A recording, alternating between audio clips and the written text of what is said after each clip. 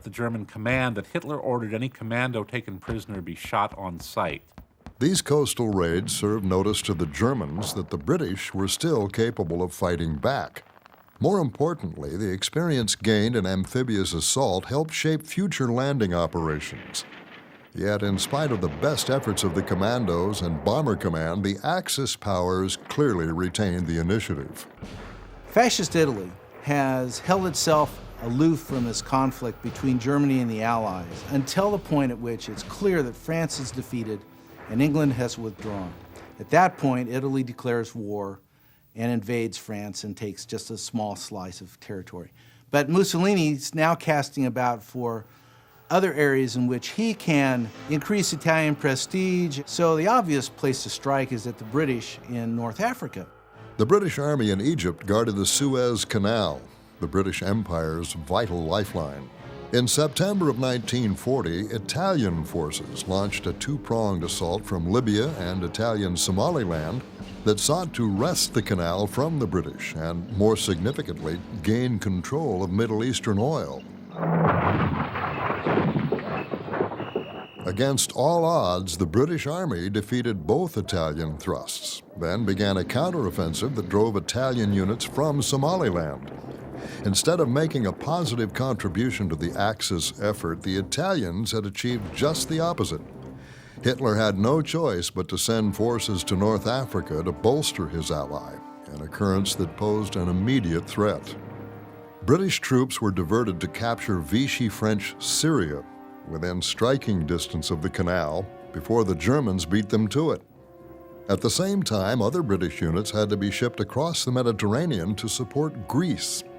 The Italians had attacked Greece in 1940, but found they had a tiger by the tail.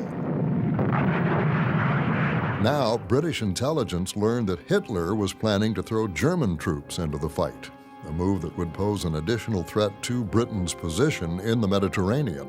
Throughout the war, the Germans sent a lot of their military information, orders, reports by radio.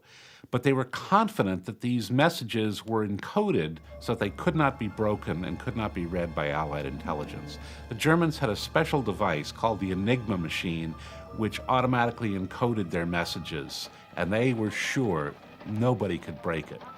What the Germans didn't know, and what they never suspected during the war, was that British intelligence, with substantial help from the Poles, had broken the secret of the Enigma machine. They had been able to build their own version of it and were able during the entire war to read most of German military radio communications. This secret, which was called the Ultra Secret, was vital to the Allies throughout the war, and a special Ultra Committee was set up to decide what material should be passed on to Allied military commanders to use. The British landed in Greece just in time to be crushed by the German invasion. The Wehrmacht made short work of Greek and British armies alike, throwing the Allies into a confused retreat. Driven south, abandoning their tanks and heavy weapons, the British divisions fled for the coast, where the Royal Navy evacuated them under heavy air attack. At the end of the Battle of Greece, the British have to get their army off the continent again. And basically we see a repeat of Dunkirk, where British sea power is pitted against the air power of the Luftwaffe. And once again, as at Dunkirk, the Royal Navy succeeds in pulling the troops off the continent. Well, they did it at a terrible cost because the Royal Navy really didn't have any air support. So they get the troops off and they deliver them to Crete, an island in the eastern Mediterranean. The Germans saw the British on Crete as a potential threat to their new gains in the Balkans. At the end of May 1941, they unleashed an airborne assault on the island that was designed to pave the way for an amphibious landing. Casualties during the initial drop were heavy, but the Germans, thanks to their total command of the air, had the flexibility to react and save the situation. The battle raged for 11 days as the Allied troops staged a fighting retreat across Crete's harsh mountains before being evacuated to Egypt. The Germans demonstrated the capabilities of an all-out aerial invasion with their attack on Crete. Ironically, the Germans looked at their losses in Crete and said, never again. The Americans looked at the capture of Crete and said, we need to scale up. If Greece and Crete had not proven the British Army was no match for the Wehrmacht, Rommel drove that lesson home in Libya. In the spring of 1941, he unleashed an offensive with minimal forces and minimal support, which threw the British back pell-mell toward Egypt. These first attacks by General Erwin Rommel and the Afrika Korps will really become the prototype for desert warfare. They are fast, quick, mobile strikes, not necessarily coming where you expect them to fall. They strive to get behind the British and force a withdrawal rather than fight an actual battle. And so you find the Germans, who have the smallest force, are driving the war and the nature of the war throughout the next several months. By the summer, the North African campaign was absorbing almost all of Britain's available resources in armor, infantry, and shipping. Germany, on the other hand, never considered North Africa anything but a sideshow. For them, Russia was the main event. Hitler had always had his mind on the East. The only place that he could hope to expand and build the, quote, Lebensraum, the living room for more of Germany, was to expand to the east, to take over Eastern Europe and specifically the Soviet Union. When the attack on Britain failed and Britain seemed to be fairly helpless, he turned his eyes to the east and began preparing Operation Barbarossa.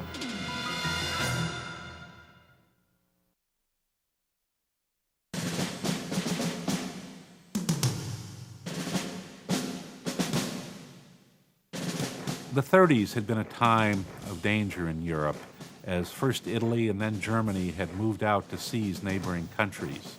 As a result, in 1939, as the crisis escalated over Poland, the Soviets desperately sought to get Britain and France to agree to common war plans to fight together against German aggression.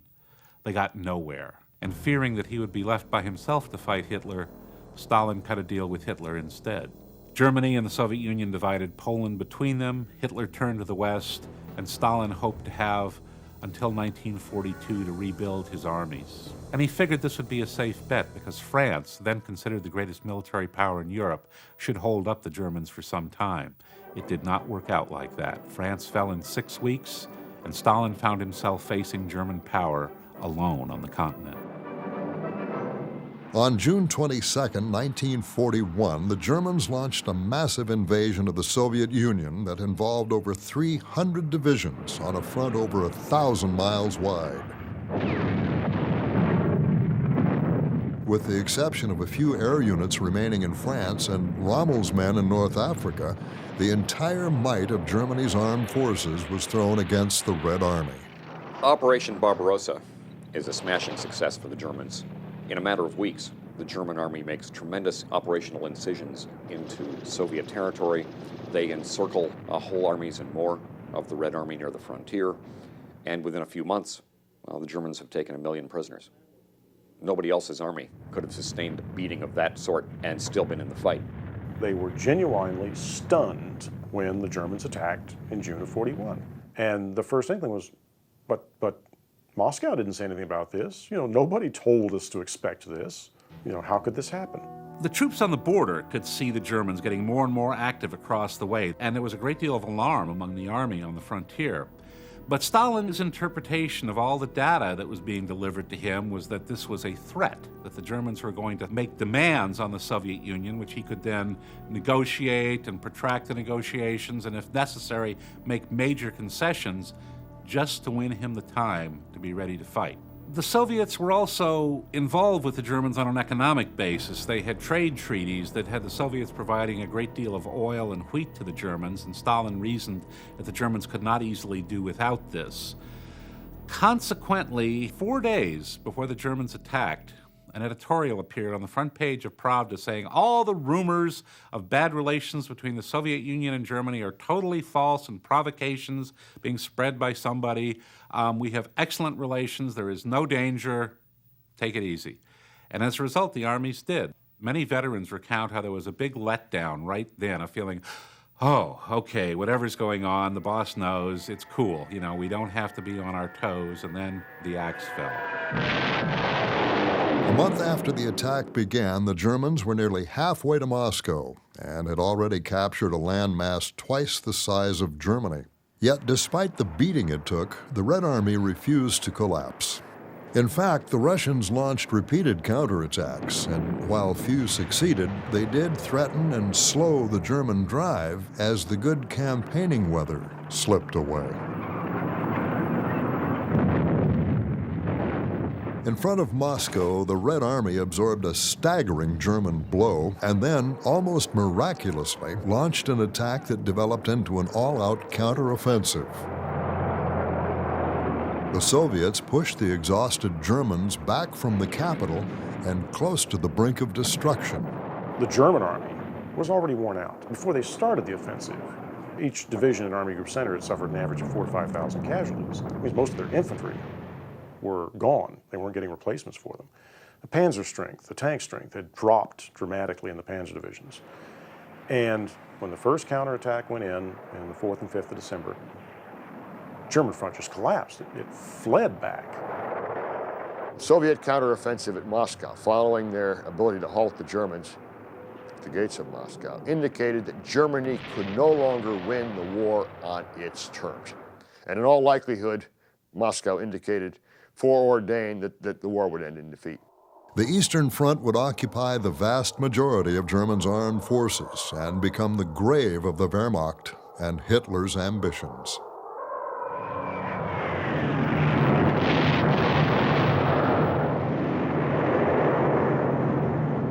Across the globe, the Japanese attack at Pearl Harbor ended any debate on American military involvement. I ask that the Congress declare that since the unprovoked and dastardly attack by Japan on Sunday, December 7th, 1941, a state of war has existed between the United States and the Japanese Empire.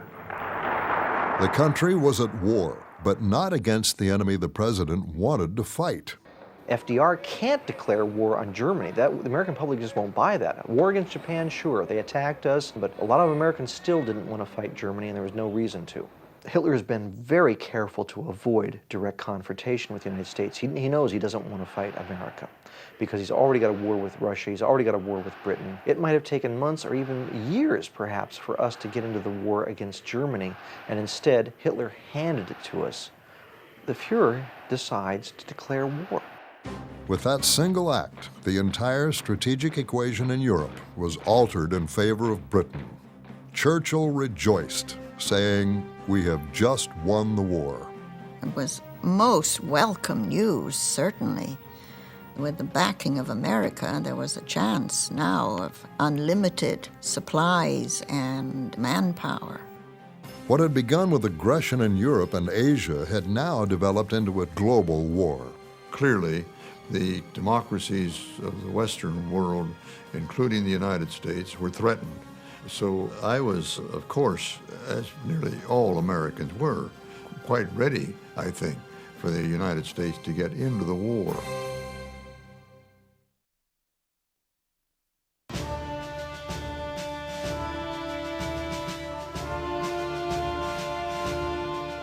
Pearl Harbor had changed America's resolve overnight. But patriotism alone was not enough. Although steps to improve military preparedness had been taken, American forces were, in the words of Churchill's senior military representative, more unready for war than it is possible to imagine. We had trucks with the tank footprint, on the side, make it a tank. We had very, very few weapons because they pulled a lot of our weapons out and sent them over to England, our rifles and everything. So we were without rifles for a long time, and the proper equipment we didn't have for a long time. 1939, our military ranked 16th in the world, right behind Romania. So we had a very high hill to climb. No sooner had the smoke cleared from Pearl Harbor than Prime Minister Churchill and his senior military staff arrived in Washington, D.C. for the Arcadia Conference. a meeting which reaffirmed the Germany First strategy of the Allies, but also revealed significant differences in strategy. The Americans proposed a cross-channel operation for the spring of 1942, but Churchill and his commanders balked at such a direct approach. The British, having already suffered a series of reverses at the hands of the Germans, were not anxious to strike directly at the perceived strength of the Axis. Churchill himself declared that a defeat in an invasion attempt was the only way in which we could possibly lose this war.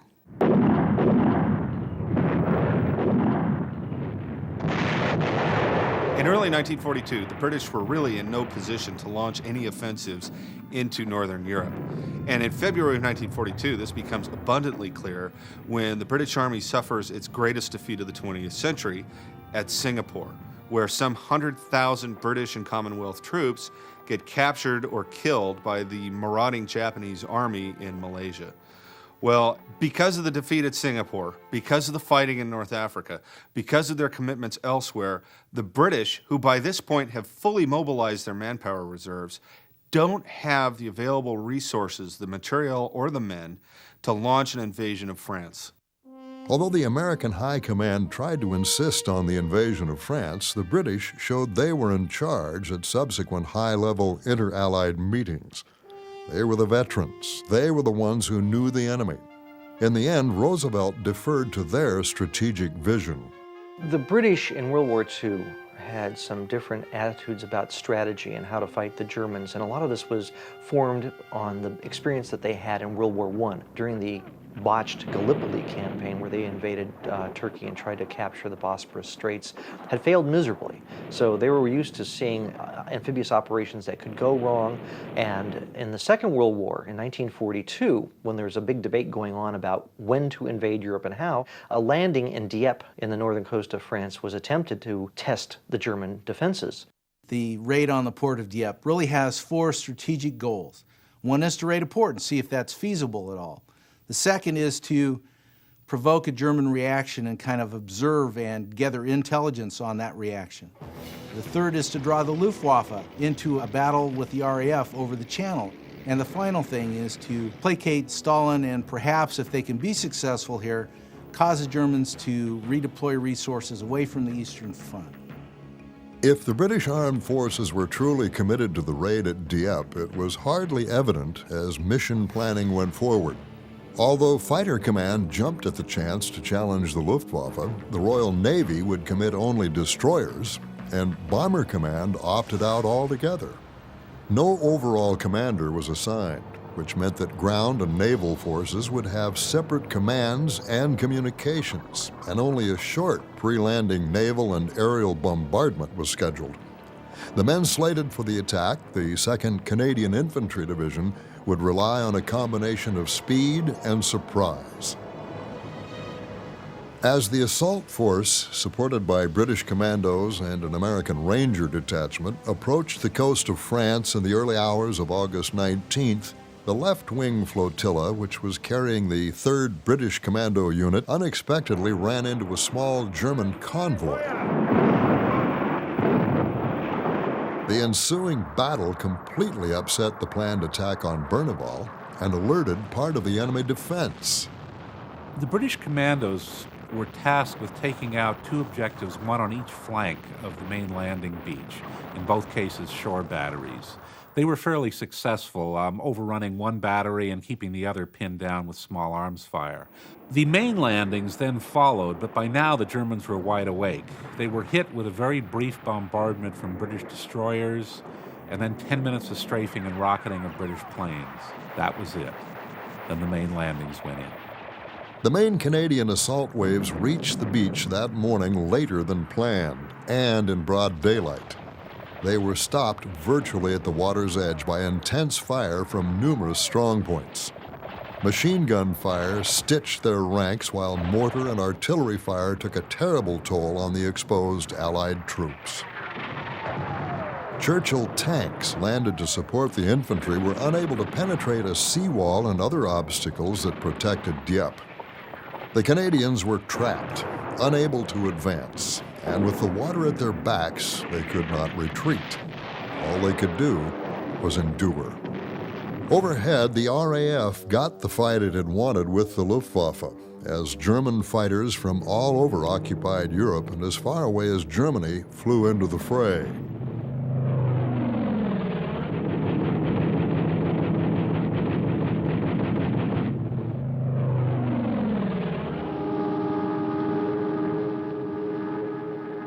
As daring landing craft crews worked to evacuate the beachhead, the few Royal Navy destroyers that took part in the operation brought fire down on what they thought were German strongpoints. But with no way to communicate with the men on the beaches, they could not be sure. It was over by noon, and it had been a disaster. The Allies counted nearly 1,400 dead and 1,600 wounded. Over 2,000 men had been taken prisoner. The Royal Air Force lost more than 100 aircraft. Yet, however costly, invaluable lessons were learned, not the least of which was that attacking a fortified